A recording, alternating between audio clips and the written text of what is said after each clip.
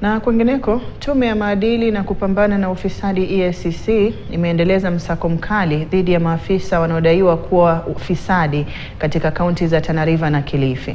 Mapema leo, maafisa hao walivamia nyumba ya afisa mkuu wa ardhi na mipango wa kaunti ya Tana River Francis Hiribaye Malibe na katika kaunti za Kilifi na Tana River vile vile, ambako walichukua vitu mbalimbali na kutia ndani hati muhimu ya mihuri rasmi ya afisi, huku akimpeleka mke wa Malibe aliyetambulika kwa jina Fatuma hadi katika afisi za EACC huko Malindi kwa mahojiano.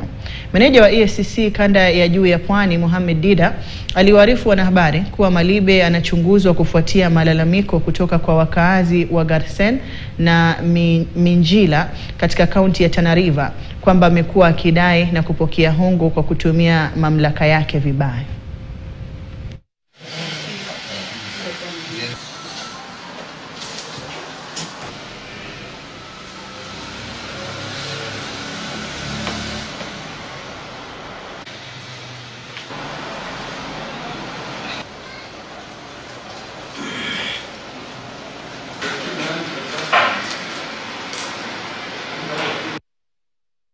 Na gavana wa Mombasa Abdulswamad